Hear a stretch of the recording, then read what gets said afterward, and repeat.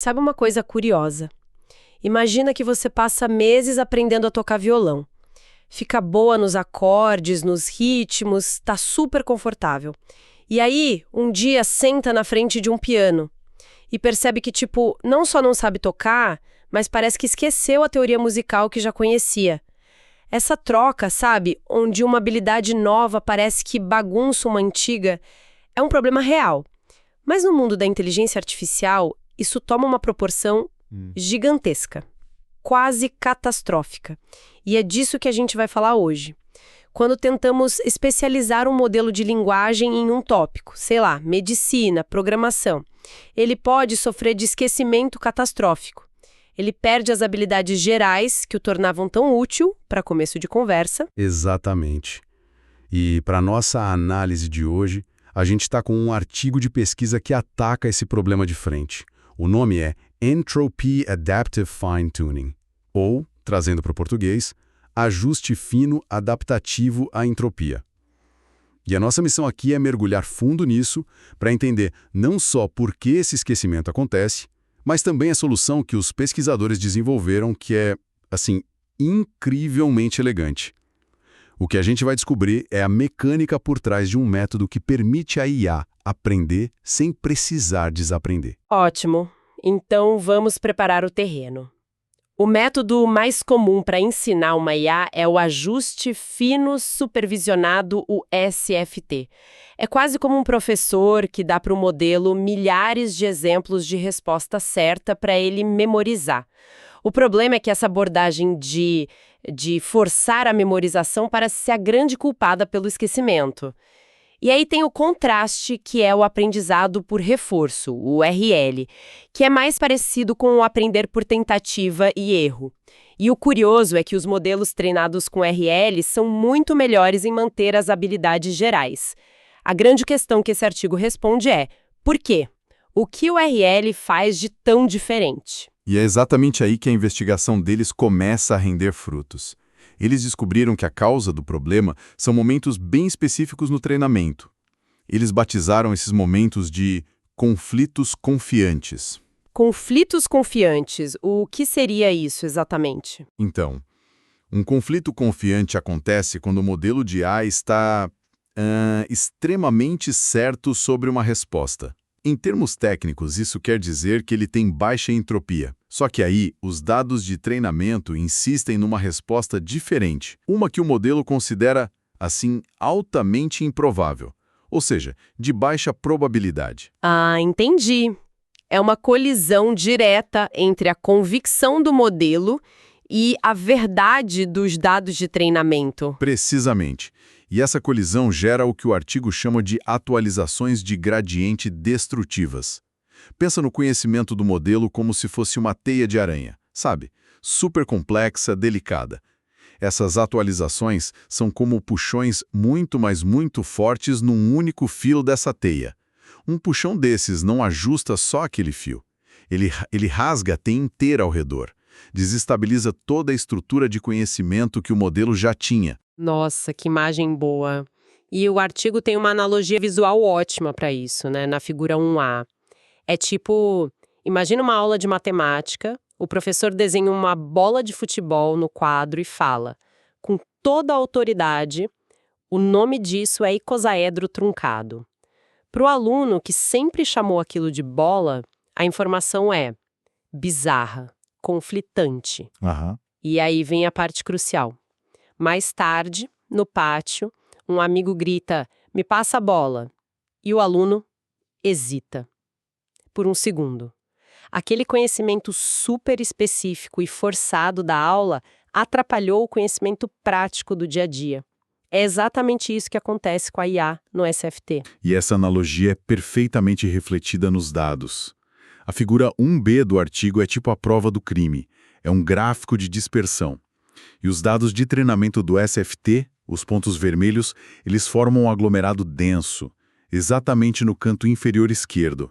A zona de baixa probabilidade e baixa entropia. A zona dos conflitos confiantes. Exato.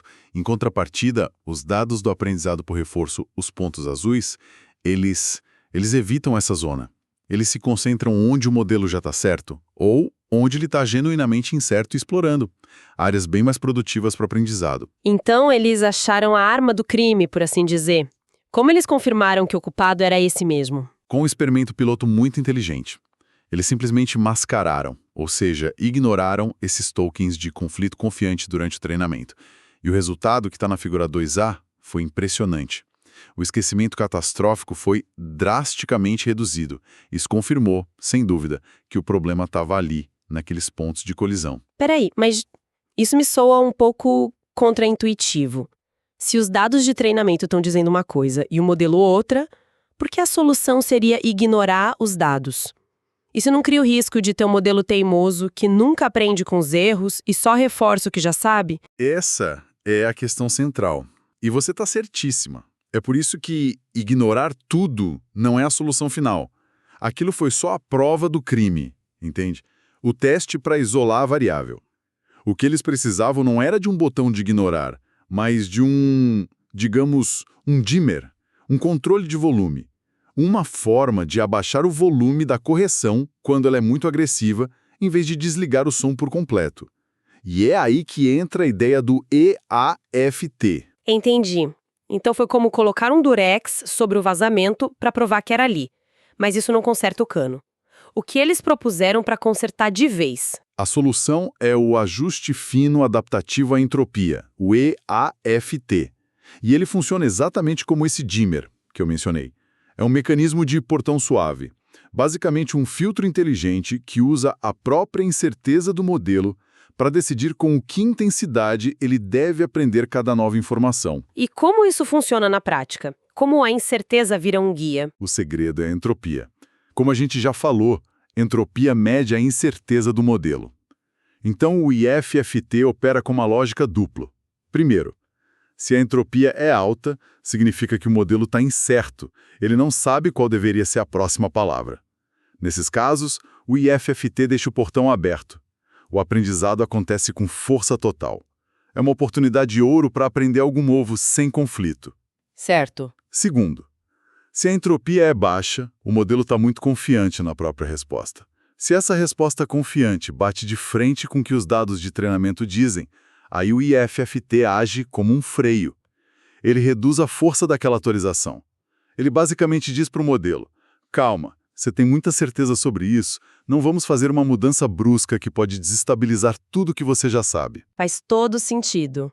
Então a gente está saindo de uma abordagem de marreta, onde toda atualização é forçada com a mesma intensidade, para algo mais parecido com um bisturi, que atua com precisão só onde precisa. É isso que diferencia de outros métodos? Exatamente essa a ideia. Muitas técnicas anteriores olhavam só para a probabilidade da resposta, mas o artigo mostra que isso não é suficiente. Um token de baixa probabilidade pode ser uma incerteza produtiva, algo que o modelo não sabe e vale a pena aprender. Ou pode ser um conflito destrutivo. Ao usar a entropia como critério principal, o EAFT consegue fazer essa distinção crucial entre o que é oportunidade e o que é ameaça ao conhecimento. Ok, mas isso me leva a uma questão prática. Calcular a entropia. Isso parece algo computacionalmente pesado, não? Envolve analisar o vocabulário inteiro do modelo, que pode ter mais de 100 mil palavras. Fazer isso a cada passo não deixaria tudo incrivelmente lento e caro? Sim, deixaria. E esse é um daqueles detalhes que poderiam matar uma ótima ideia na prática. Seria um gargalo. Mas os pesquisadores pensaram nisso, e a solução é brilhante. E qual foi a sacada? Uma aproximação chamada Top-K. Em vez de calcular a entropia sobre o vocabulário inteiro, o IAFT calcula usando só os 20 tokens mais prováveis que o modelo estava considerando para aquela posição. Sabe, o que me surpreende aqui é a simplicidade dessa aproximação. A gente sempre imagina que as soluções para problemas de IA são super complexas, mas calcular a entropia em só 20 tokens e ter um resultado quase idêntico, isso parece até elegante demais. É comum encontrar atalhos tão eficientes assim? Não é tão comum, e é por isso que é tão notável. O gráfico, na figura 6 do artigo, mostra isso. Essa aproximação Top-K tem uma correlação de 99,9%, com um cálculo completo. O resultado é praticamente idêntico, mas com um custo de memória e processamento quase nulo. Honestamente, é o tipo de detalhe que separa um artigo teórico de algo que pode ser implementado amanhã num produto real. Faz toda a diferença. E falando em resultados, como essa solução se saiu nos testes? Os resultados confirmam essa elegância na prática. Eles testaram o EAFT em domínios bem diferentes. Matemática, que exige raciocínio lógico, medicina, que é super intensiva em conhecimento, e até o uso de ferramentas de software por agentes de IA, que exige precisão de sintaxe. Em todos os cenários, o EAFT alcançou o que eles chamam de melhor a Pareto. Um equilíbrio ideal. O melhor dos dois mundos, basicamente. Ele consegue manter o desempenho na tarefa específica, tipo matemática, quase no mesmo nível do SFT tradicional, que é focado só nisso, mas, ao mesmo tempo, ele preserva de forma significativa as capacidades gerais do modelo. Ele evita o esquecimento. Então, na prática, quer dizer que uma empresa poderia treinar um chatbot para ser especialista em direito tributário, sem que ele esqueça como conversar sobre o tempo ou entender uma piada. É a diferença entre criar uma ferramenta super específica e criar uma inteligência versátil de verdade. Exatamente essa é a implicação. E os números nas tabelas do artigo são bem claros. Na tabela 1, por exemplo, que cobre matemática, o SFT padrão causou uma queda de 4,6 pontos na pontuação geral. Com o IAFT, a queda foi de só 1,0. A preservação do conhecimento é massiva. E na área médica, imagino que aí o risco de esquecer conhecimento geral seja ainda mais crítico. Sem dúvida. E os resultados da tabela 2 são ainda mais impressionantes. O SFT derrubou a performance geral do modelo de uma pontuação de 86,1 para 81,3. O EFT não só manteve a pontuação alta em 84,5, como, e isso é curioso, ele até superou um pouquinho o SFT na própria tarefa médica. É como se, ao não forçar o aprendizado de forma destrutiva, o modelo aprendesse a nova tarefa de um jeito mais sólido, mais integrado. Isso é fascinante. Além dos números, eles mostram isso de alguma outra forma? Sim, tem uma visualização muito boa na figura 3, que mostra a força das atualizações, a magnitude do gradiente. No gráfico do SFT, a área dos conflitos confiantes aparece em roxo escuro, indicando uma pressão imensa para mudar. Já no gráfico do EAFT, essa mesma área está num amarelo bem clarinho. A imagem deixa evidente que a força destrutiva foi efetivamente suprimida. O mecanismo está funcionando exatamente como projetado. E o fato de ter funcionado em matemática, medicina e uso de ferramentas mostra que não é um truque para um problema específico, certo? Correto. Isso demonstra que o EAFT é uma solução agnóstica de domínio. Ele não se importa com o que está sendo aprendido, sabe? Ele aborda a dinâmica do aprendizado em si. Por isso a solução é tão fundamental e tão aplicável. Certo, então vamos amarrar as pontas. A gente começou com esse problema super comum e frustrante no treinamento de IA, o esquecimento catastrófico. A partir do artigo, vimos como os pesquisadores identificaram uma causa raiz muito específica: os conflitos confiantes, que é quando a certeza do modelo bate de frente de forma violenta com os dados de treinamento. Isso. E a partir dessa descoberta, eles desenvolveram uma solução, o EAFT, que usa a própria incerteza do modelo como um guia inteligente. Ele equilibra a especialização numa nova tarefa com a preservação do conhecimento geral. Age como um freio seletivo para evitar que o aprendizado se torne destrutivo. É uma linha de raciocínio muito clara, muito bem fundamentada. Mas para a gente encerrar, qual seria o próximo passo? O que vem depois? Ótima pergunta. E o próprio artigo aponta para isso quando discute as limitações. O IAFT é excelente para adicionar conhecimento sem apagar o que já existe. Mas e quando o objetivo é justamente o oposto? E se a gente quiser corrigir um fato que o modelo acredita com alta confiança? Um bom ponto. Como, por exemplo, ensinar para um modelo que a capital de um país mudou, ou que um recorde mundial foi quebrado e a informação dele está desatualizada. Precisamente. Nesses casos, o conflito confiante é exatamente o que a gente precisa forçar. O objetivo é, de fato, sobrescrever uma informação antiga com uma nova, mesmo que o modelo resista com alta confiança.